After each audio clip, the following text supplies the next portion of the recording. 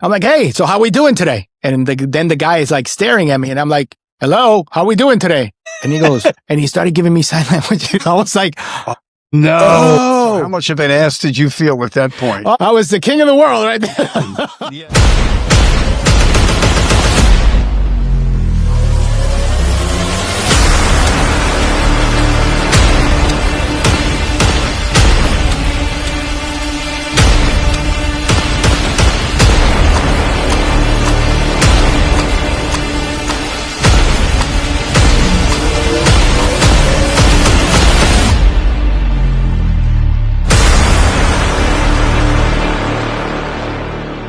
Here we go. Episode number 12 of Two Guys. I'm just saying, please subscribe and like. And on the other side of that camera is the beautiful face of my buddy, Diamond Boy Lewis. What's going on, you're buddy? Looking at me with the eyes of the heart. The eyes of the heart are talking right now. That's right. That's right. So we were thinking about what should we talk about today?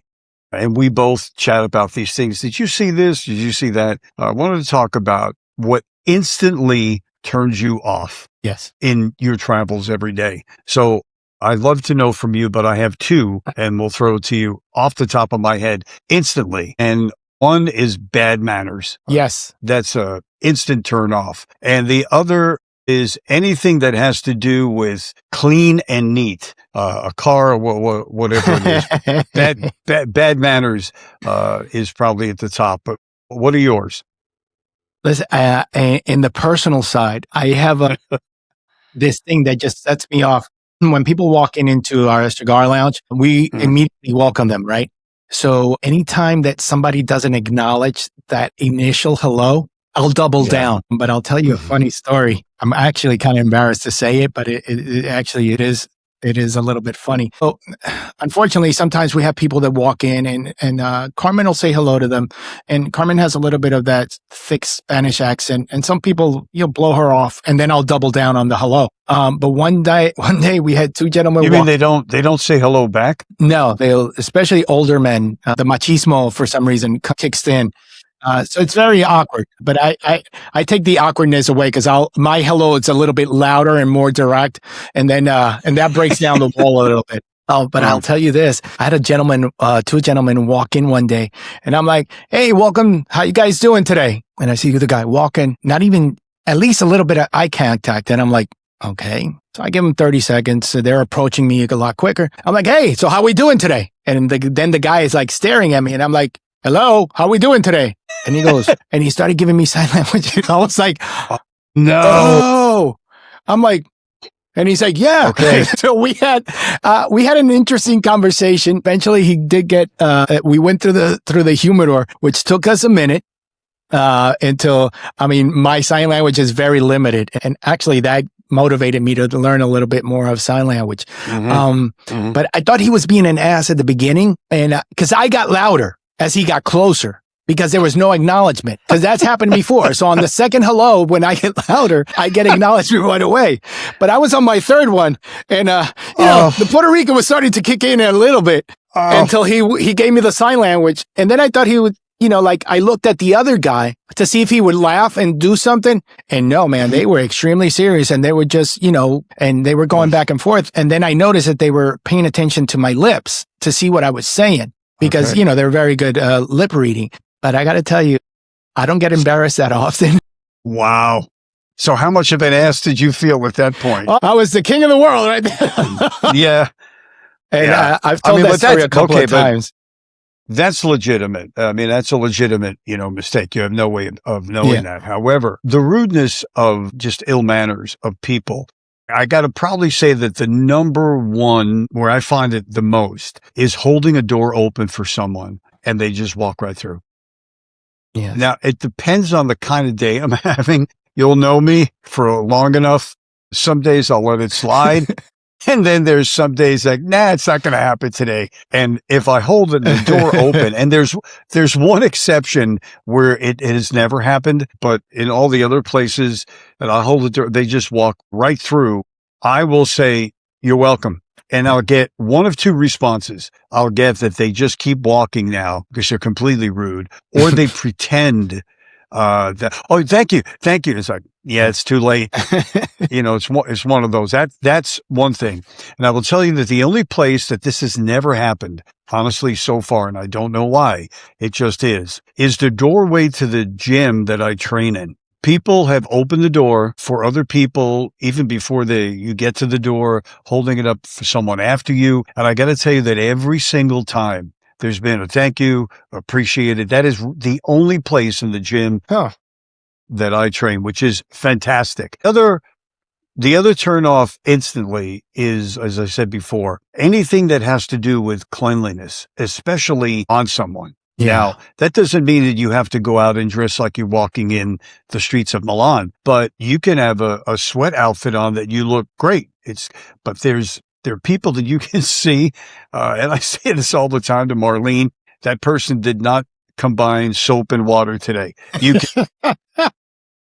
can see it, man. And like, you walked out of your house looking like that. The thing about a certain demo that I don't get, I don't know if you see it, but I do. What's this thing about the pajama pants that they just walk out of their home or their apartment? Yes. And they're wearing pajama pants if they go to a coffee shop or store. Is that supposed to be cool? If you think it's cool, it's not.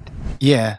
I'm not understanding that either. And actually, it's funny that you mentioned that like a week ago. It's funny because you've been to our cigar lounge and we have the TV and then in the bottom is the big bay window.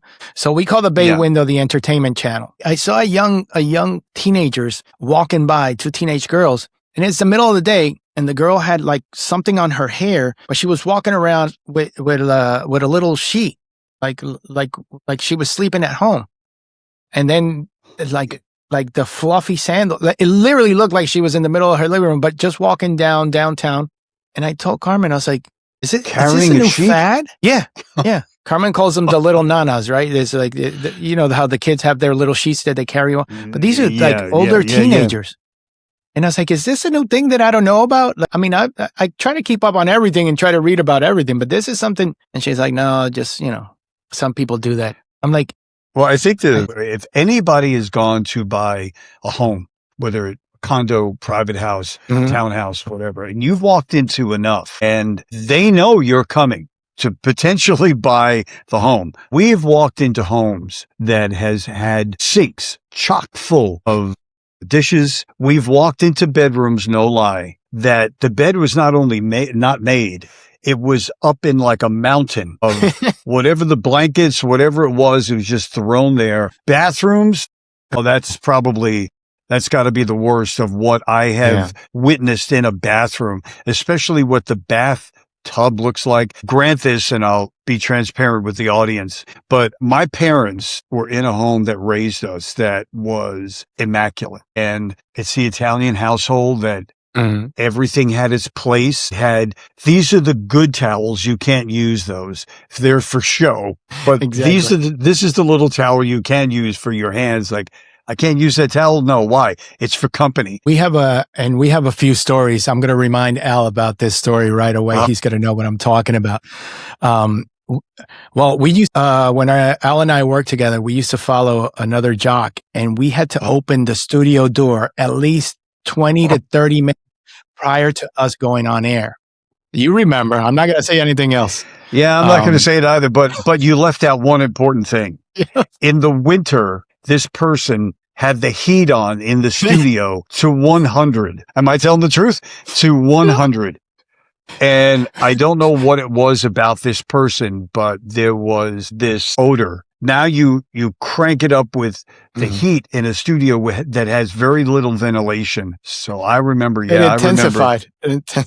Oh, and I'd walk in there and ask, I'd ask politely, hey, do you mind if I air this out a little bit? No, sure, go ahead. I don't think the person ever caught on, but I distinctly remember that, which is, now you're in an area. It's like, have you ever gotten in an elevator after someone else who has really bad odor and you're in it and the door closed and now you have nowhere to go?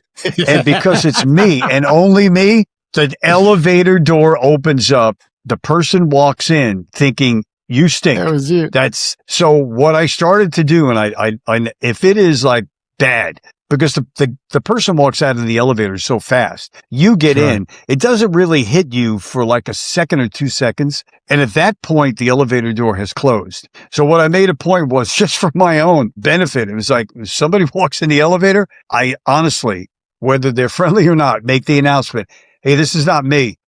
It drives me crazy. And this reminds me of you because you have a story, and we won't go into names, but when we're inside an airplane and women start doing their nails and then they, the paint for their nails, whatever it's called, it's just a strong odor. But to see them clipping their nails and stuff, it irks me. It irks me the wrong way. Yeah. And I know you had somebody do that to you in a work environment one time. Yeah, but it wasn't their fingernails. You got to be really at a certain level for me to turn and say something to you, because I can't believe that you're actually doing this and you think it's okay, because you're enabling people with bad behavior. But the one that I had told you about, it was the guy wasn't clipping his fingernails, and let's just leave it at that.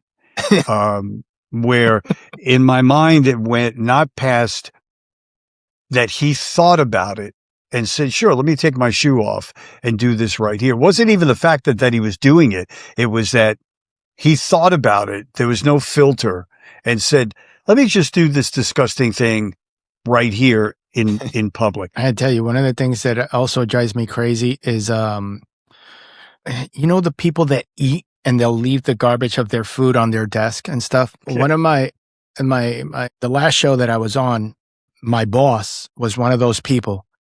It would be 3 days, and on top of he would run the board, and I was on the other side, luckily, but he would run the board. 3 days of food that he ate? Yeah. So there'll be a wrapper of, like a little sandwich, a bottle of apple juice or orange juice. And then by Wednesday, there'd be like 3 or 4 lined up. And I'd be like, hey, bro, I was like, I want to throw that in the garbage. Like, oh, yeah, I got it. But he was one of these people that wouldn't clean up after himself. And you know me, I mean, I'm slightly germophobic. Oh my God, it used to drive me insane. And I would tell him, because there'd be the days I'm like, what the hell is that? I was like, you could still got a ham sandwich on the other side. I was just being funny about it, but just to give him a hint to like, hey, let's wrap it up a little bit. And he started to get the feel off how I was, but we would go like a whole week. And then Friday he would clean everything up. And I was like, as long as you keep it on your side.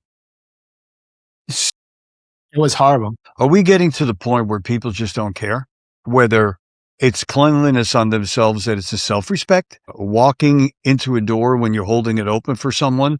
And that one happens to a lot of people, that the moment someone opens the door for me, it's just, you don't even think about it. It's an automatic click. Thank you. Or a lot of people, as I said, when I'm walking out of the gym I train in, a lot of people not only say thank you, but as you're going a different way to your car, they'll say, have a good day, or have a good day. That's really the only spot. You go into office buildings, or you go into stores. And my question is, why is that behavior now increasing? That we notice that on the younger side, it's a dying art. And I'll tell you something that I've noticed with the younger generation, and this is something that gripes me really bad, and I'll call a kid out when I see it. It's when I see the younger guys walking with their girlfriends or their significant other, but they're walking on the inside of the sidewalk instead of walking toward the road. And I'll call them out on it. I'll call them out on it all the time. Carmen gets all upset. She's like, why are you telling them? You look like an old man. And they don't know what you're talking about. Yeah, I have no idea what you're talking about. That the man walks on the outside. The woman walks on the inside. I think a lot of kids, when they get out of the house, the rules go out the window. I think something that we're lacking. I remember when I went to a Catholic school in Puerto Rico. And for one semester, we had an etiquette class. And I don't think that's something that they do nowadays. I don't know. They've eliminated so much stuff from school. But I still remember that etiquette class, especially when you went out to a nice restaurant, this and that. But they instilled in you some of those values that most parents put out to our kids, like opening the door, saying thank you when somebody does something courteous towards you as well. At least that acknowledgement. Good morning. Hey, good morning. I mean, you could walk into a doctor's office nowadays and just say, hey, good morning. And everybody's stuck on their phone. They won't even acknowledge you. So those things, I think a lot of the kids, when they leave their house, it's just a free for all. So they're on their own. They do their own thing. My parents had 2 different personalities in growing up. My dad was more about this is the way you do it and you do it right. My mother's side of the personality was more psychological. So I got the best of both worlds, that not only do you attack something and hit it hard and to be successful at whatever it is. My mother's side was, now, as you're doing that, think about what you're doing. And we've all been guilty that we're doing things and maybe we didn't give this too much thought. But on the other hand, my mom would say, if I would talk to her about, I did this and they didn't do anything, or the other person didn't respond. My mother had this saying about never lower yourself to someone else's standards. Correct. Bring them up to yours and you'll see that they're uncomfortable and they'll go away. That was her saying, one of her sayings, that through life, I saw that happen. Once I clicked into what she said, I saw that happen over and over and over again. There used to be a terminology that you don't bring beer to a wine party. So that was another terminology that she had. You don't bring beer to a wine party. And those are just some of the things. And I'm sure our audience has many other things, but I think those are the two that surround us the most about manners. Please like and subscribe and help this channel grow as we do our 12th episode of Two Guys I'm Just Saying. Yes. And remember, every Tuesday at 9:00, the new episodes drop. So make sure you give a like to our Facebook page, our YouTube. You can find us on all the different platforms. So we list them down. So make sure you scroll down there and you like your favorite one. So check us out. Two Guys I'm Just Saying.